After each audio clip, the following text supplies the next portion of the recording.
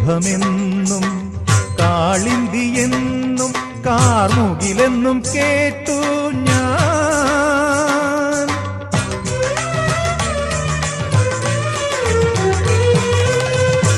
കൗസ്തുഭമെന്നും കാളിന്തിയെന്നും കാർമുകിലെന്നും കേട്ടു ഞാൻ.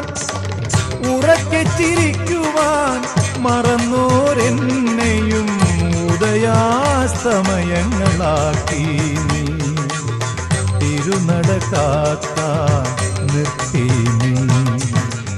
ചന്ദന ചർച്ചിത നീലകളേബരം എന്റെ മനോഹരമേഘം